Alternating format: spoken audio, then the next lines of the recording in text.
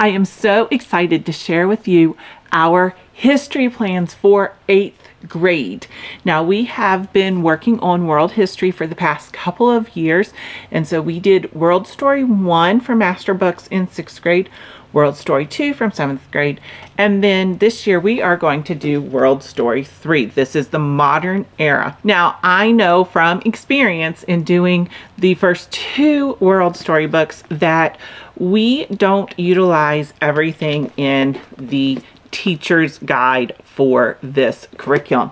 We do read the entire book.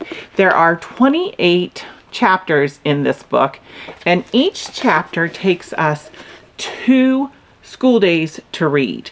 And so if you think about that, that's really only 56 school days that we utilize the actual reading material. We are going from the Age of Exploration down to a new century. So it really is the modern era. When I thought about what I wanted to do with world history this year, I took into account that we have these 56 days of reading for World Story 3. And then I said, what else can we do? I want this to be fun. I want this to be an exciting year. I want it to have a lot of different aspects to it. And that's what we're going to talk about today, is the different aspects that we're going to do with World Story 3. I have taken the time to lay out how long each one of these is going to take, and I am at just under 180 days, which I'm thankful for, because I know that some things are going to take a little bit longer, or we may find something else that we want to do. I have no problem not doing something that I'm going to show you, as long as we find something else that I think is an appropriate substitution for it. Within the World Story 3 program, I have the textbook, the teacher's manual, and then also the timeline pages. I love these timelines. We have utilized them all throughout America's Story and World Story, and we will continue using them this coming year. This is the last of the World Story, so this is the last time we'll have this type of a timeline, and we will just keep adding it to what we have so that we can get a great full view. With regards to the teacher's manual, now, if you know me, you know this is not my favorite thing. I don't use everything in this teacher's manual. I just have never really have, and I'm not going to this year, but I am going to use what they have as abandoned places. Every few chapters, they have an abandoned place around the world in the teacher's manual. So you get to read about it, and then you think like an explorer and you think like a historian. This is something that we have never done before, but I'm so excited to include it because I really like the think like an explorer and think like a historian portion of it. Additionally, what I like is their My Timelines. So these are pages that we have been using all along. We use the My Timelines consistently. It makes you think about the different timing for everything. I do have from School Nest Printing the History Timeline Notebook. I purchased this for my daughter when she was going into 6th grade. She used it in 6th grade, 7th grade. She will use it again in 8th grade, and she will actually keep using it into high school because it is just a really great way of being able to see what's going on around the world. So each decade of modern times has its own spread, and then you will be able to see what is going on not only in America but around the world during that time. And so I really think that this History Timeline Notebook is a great way to give a large perspective of what is happening in the world at any specific time, because quite frankly, you know, America is not in a silo. We have to look at the whole world to see what's going on, because that also impacts what happens in America. Additionally, we will be utilizing Doodle pages again. I discovered Doodle pages from Teachers Pay Teachers and love them. Doodle pages is where you have information about a specific event. We are doing this for the Korean War, but what it also does is it helps with note-taking, which is really the reason that I originally purchased these. So this is my copy. It's the one in color, and it has all the information. The one for my daughter just has places for her to take notes. Now there is another version of the Doodle pages when you purchase it where it has fill in the blanks, but we're getting a little bit older. We're learning some more note-taking skills, and so this year, instead of doing only the ones that has the fill in the blanks for the Doodle pages, we are going to start taking full notes so it doesn't have those fill in the blanks. She's going to have to really work on paying attention, knowing what notes to take, and this is a great way to work through learning how to take notes while also learning more about history. Also from Teachers Pay Teachers, we are going to do Who Am I series. So this is the Who Am I from World War II. So you can see you have all of the different clues, and you need to find out who it was, who goes with that clue. And the way you do it is through a QR code.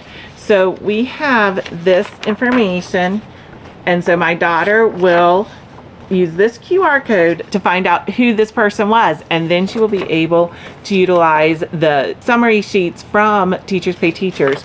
And so this is something that we tried last year. She absolutely loved it. She loves using those QR codes, and so I'm really excited for her to be able to continue in doing something that she likes to do, which are using the QR codes, and something I want her to do, which is learning about who the different people were in World War II. Also from Teachers Pay Teachers, I have the World War I battles map. And so what this has is it has a map, and then you have clues on this page, and you have to complete the map.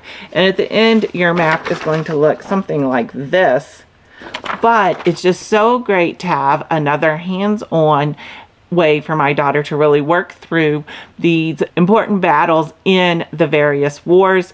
I'm hoping that she likes this. She's not really a person who likes to color, so that was one downfall of this, is you do have to color, but I think she will enjoy the rest of it so that the coloring will not hinder her enjoying this activity. Also from Teachers Pay Teachers, I purchased a In Flanders Field activity. We are going to be memorizing In Flanders Field this year, but this activity does include reading the poem, reacting to the poem, and connecting to the poem, and I want her to do all three of those as well as memorize it. So we are going to be utilizing this when we study World War I. Additional supplements that we're going to have, my daughter absolutely loves horrible histories, and so she will be reading on her own Aztecs and Incas, the Frightful First War, and then also the Woeful Second War. So these are all books that she will be reading on her own. We also watch some of the Horrible Histories videos on YouTube. In addition, on YouTube, we will be watching some Mr. Betts. We do like historical parodies, and Mr. Betts is the best for American parodies, and we are excited to go back to his parody. We also do like Mr. Nicky for parodies, so we will be using YouTube for both of their historical parodies. Additional books we will be using, and this one's kind of sad because it's our last Who Was book. I did not purchase any specifically for our 8th grade year because my daughter is getting old for them, but I did already have this one, and so we're going to be reading Who Was Ferdinand Magellan. Other books that we have is The War to End All Wars, which is World War I.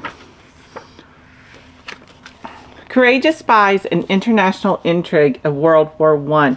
My daughter really loves everything that has to do with spies, and so I was excited to be able to find this book. D-Day, The Invasion of Normandy. This is the young adults version. Hidden. This is a child's Holocaust story. It is a graphic novel. Also have Hannah's Suitcase. This is the quest to solve a Holocaust mystery.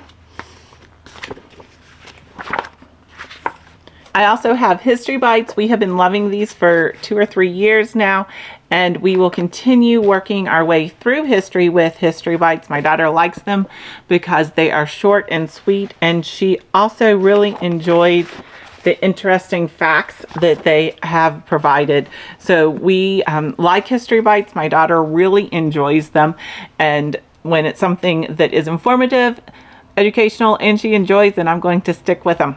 This is the era with amazing movies. I have not decided how many movies we are going to watch, but I am planning on watching movies when we're studying Vietnam, Korea, World War I, and World War II. I'm looking at movies like The African Queen or All's Quiet on the Western Front, The Hiding Place, The Great Love, MacArthur, etc. There's so many classic movies that we can bring out for this time period of history. And so I am planning on making sure that these movies are part of what we are doing because we just really enjoy movies in our house. Something else that I have is over the past few years, I have been collecting letters from the Heritage Letter as well as History by Mail.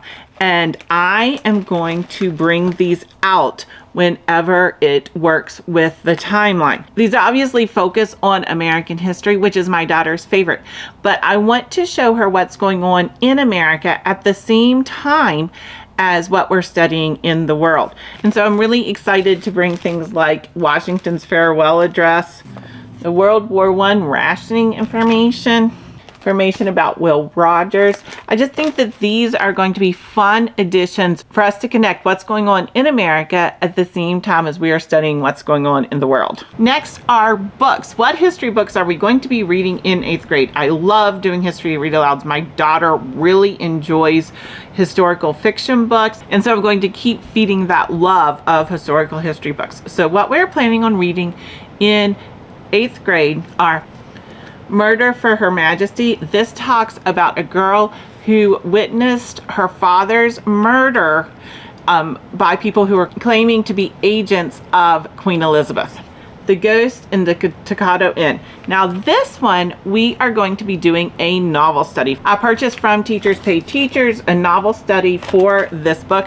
This is a mystery book, and as I mentioned, my daughter loves everything spy, everything mystery, and so I'm really excited to do this literature study with her because I think it's going to be so much fun since she is into mysteries. We have Banner in the Sky. This is about the original ascent of Matterhorn.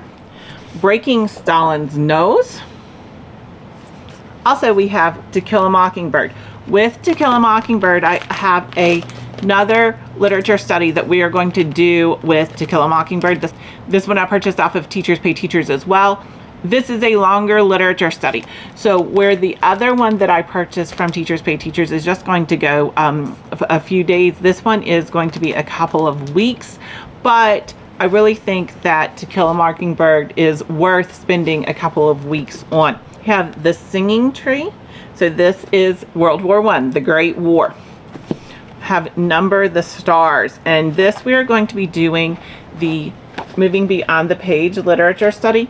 This literature study is for ages 10 through 12, but we have completed a number of Moving Beyond the Page literature studies. I'm not really concerned about this being a 10 to 12 literature study. I think that the information will still be appropriate for my daughter, and I'm excited to do this literature study. I had, in fact, wanted to do it in 7th grade, but we ran out of time, and so I rolled that over to our 8th grade year, which works out well because of the timing. We will also be reading The Year of Impossible Goodbyes. We will have one more literature study. This one is also from Teachers Pay Teachers, and that is the last literature study I am planning to do with our history read-alouds. I'm really wanting my daughter to do more with regards to reading these history books, more than just being able to spout back the facts of what was going on or retell the story. I want to get more into the meat and perform some of that critical thinking that we need when we are reading. And that is my goal in taking these historical read-alouds and doing literature studies with them with regards to history. I also have God's Smuggler, Cry the Beloved Country. This one focuses on South Africa. And then we have The Dressmaker of Karkhana. This is when the Taliban took over Afghanistan. I hope I pronounced that right. So those are our history read-alouds and literature studies. For the literature studies, we probably will not be doing those as read-alouds. I really envision my daughter working on these literature studies and reading the books on her own, but I'm not sure. If she does request for them to be read-alouds, then we will do that. because I still do like to encourage read-alouds. She enjoys them and I like them as well. I really have fun with that time that we get to spend together. When I was at the Teach Them Diligently conference, I was able to speak to the lady who does Take Time for Art. In the past, we have utilized Take Time for Art with our world history, and it has been amazing. I've loved doing it. We did the Renaissance, the Middle Ages. It just worked out so well. She told me that she is coming out with an American Take Time for Art. Now, it is not out at the time of me recording this video, and so I'm not sure exactly what's going to be included in it, but I do have my eye out for that Take Time for Art America, so that I can know whether I want to include that in this world history, or do we want to wait until we go back to American history and utilize Take Time for Art with American history in the coming years. Now, we always like to do big projects with history. We normally do 2 to 3 of them a year. Last year, my daughter did a research paper, and then she also did a presentation. This year, I'm going to do something just a little bit different. I have the heroes and villains of history. So this is a book that's very easy to complete. So you have to be the judge of, was somebody a hero or a villain? So for example, before you start with George Washington, you have to decide were they a hero or a villain. Then you have to do research to complete the next page. Who was his family? Was there anything notable? You also complete the autobiography. And so you're doing a short autobiography from the perspective of the person you are studying. Then after all of your research, you get to be the judge. Were they a villain or a hero? My daughter is going to be working through this book. I give you the example of George Washington, but there are so many world characters. So you have Saddam Hussein, Leif Erikson, Mother Teresa, Julius Caesar, Christopher Columbus, Genghis Khan. And I just want to take what we have been doing for the past 3 years and have a nice, fun review. And I think that this is going to be that. So with the people who are not necessarily American, this does include quite a few Americans in it, but we're going to glance over the Americans. We're really going to focus on the world history individuals.